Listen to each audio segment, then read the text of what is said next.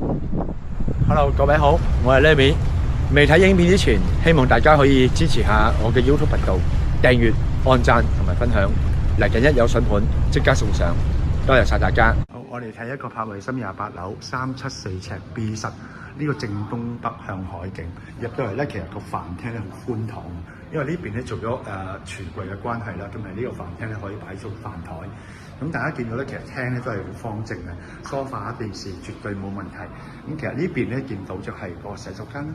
咁洗手間前邊咧係會有個鞋櫃嘅，呢個鞋櫃嚟嘅。咁下邊咧亦都有收納嘅空間，呢個愛嚟擺遮嘅。有盛水嘅呢個就。咁同埋咧就洗手間，大家見到雖然唔係話空間好闊落，但係咧其實都基本嘅設施咧係有齊晒嘅。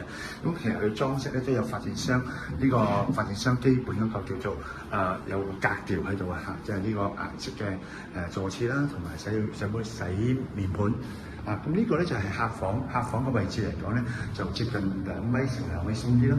咁望翻咧就亦都係海景嘅，全海景向東北。呢個係遊艇會嘅海景，門咧亦都係用一啲比較白色啦灰少少嘅。廳望翻主人房，最後先望翻露台景觀。主人房景觀大家見到啦，其實都相當開揚嘅，相當開揚啊！望翻遊艇會嘅海景。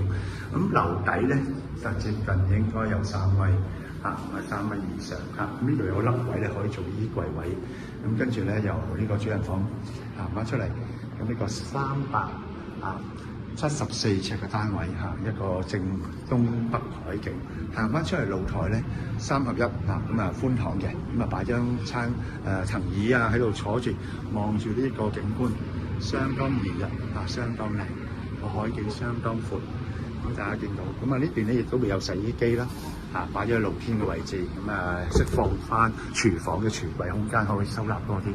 咁呢個咧亦都係有一個防水嘅收納櫃喺度啦，發電箱亦都精心設備咗嘅。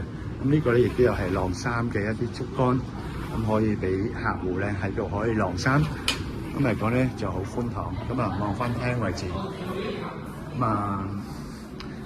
廚房咧其實騰空咗呢個位置嚟講咧，可以擺到一啲位置啦，可以多咗空間啦，因為洗衣機擺咗喺露台嘅位置。